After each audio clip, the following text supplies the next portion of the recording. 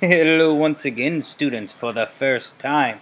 This is Mr. Parker, and this is Putting the Super in Superior, or How I Overcame Laziness to Become a Teenage Genius.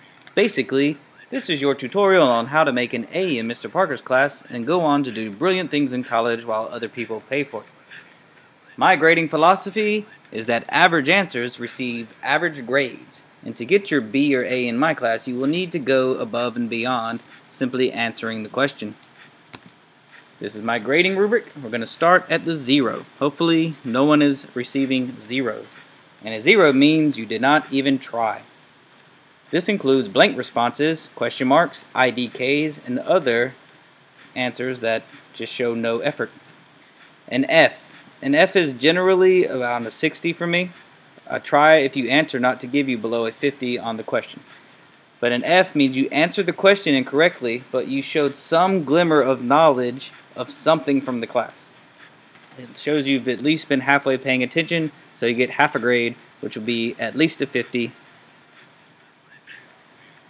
I'm letting that sink in. Yes, a D. A D means you got the question wrong, but you show signs of understanding what we are studying. A C, which is average, means you answered the question correctly, but you leave out essential information. Basically, you answered the question in the fewest amount of words possible. Now, when we're getting above average, we get into the B range. The B is above average, and that means you answered the question correctly and you elaborated on it. You used examples from the book. You proved your point. To get an A, which is superior, you need to answer the question thoroughly, and this means using multiple examples, textual evidence, you elaborate, you make connections, you connect it to your real life, your other classes, anything that shows you are understanding the story and incorporating it into your life. It's not just characters on a page, it's lessons you're learning about your life. Now, I know this is kind of hard to sink in, so I'm going to give you an example of how we grade a question from a test. Now, the question we're using is a question from your very first test on Things Fall Apart. So pay attention. This is not a trick. It will be a question on your test, so I expect everyone to get it right. Question is, why is Nawakibi important to Okonkwo's life? Pretty simple question, straightforward, but how you answer it is how you are graded. A 0 response. Blank. I can't grade that. There's nothing there. An F response. Nawakibi is Okonkwo's wife. She is important because she maintains the house and provides Okonkwo with children. Now, it gets an F because this is wrong. Nawakibi is not Okonkwo's wife. But you took some effort, you wrote some things down, you show a little glimmer of knowledge, so I can give you some partial credit on that. Now, a D response is incorrect, but you show signs of understanding the story. Nawakibi is Okonkwo's wife. She is important because she maintains the house, cooks his meals, and provides Okonkwo with children. Women also handle the marketplace, which puts her in charge of Okonkwo's monetary wealth. Once again, this answer is wrong, but this student really shows they know what the wife's role in this society is. So, they get a D. Passing, but not great. Now, a C response.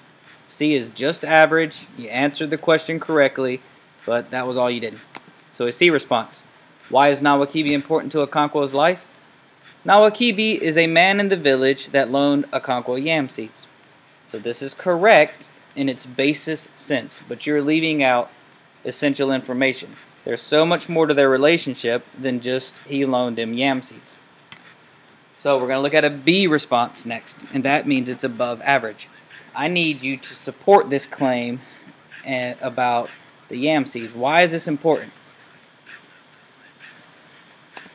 So why is Nawakibi important to Okonkwo's life? We need to get into this importance. So Nawakibi is the richest man in the village. He has 9 wives and 30 children. He loans Okonkwo yam seeds, which shows he has faith in Okonkwo's work ethic. Unlike Yanoka, Nawakibi gives Okonkwo a chance to be successful. So this is correct. This is above average. This would be in the 90 range. But to get that A, you really have to support yourself and elaborate on your points. When you say Nawakibi is the richest man in the village, How can you prove that? Also, this student did not connect it to their lives. So let's look at an A response. Yes, we will have to scroll down, but it's a superior answer, so don't get freaked out. I want you to notice that this A response is just the B response with a few extra sentences added. So we have Nawakibi is the richest man in the village. He has 9 wives and 30 children. We're going to elaborate. A response. Why is Nawakibi important to Okonkwo's life? Nawakibi is the richest man in the village. He has 9 wives and 30 children. He no longer needs to work in the fields. He loans yam seeds to sharecroppers. They do not work. They do the work, and he reaps the benefits, 2/3 of the harvest. Alright, so now I've proven that he is a rich man, someone that Okonkwo may look up to. I'm going to connect it to my life now so that I get my bonus points. Since he controls the wealth, he reminds me of a banker or a credit card company. So there I've connected it. He controls the wealth. How is that in our society? I'm moving on to my second point. He loans Okonkwo yam seeds, which shows he has faith in Okonkwo's work ethic. Unlike Yanoka, Nawakibi gives Okonkwo a chance to be successful. Okay, so why is that important to the story? Why is Nawakibi important to his life? Let's see why it's important. Since his father was a worthless drunk, Nawakibi becomes the role model for Okonkwo. Okay, so I've elaborated on the importance of him having a positive male role model. Now I need to connect it to my life. I know how important it is to have someone to look up to. Without my big brother's guidance, I probably would have given up on school by now. So this is a correct answer. It has proven that Nawakibi is important, and I have shown that I am connecting this book and its lessons to my life.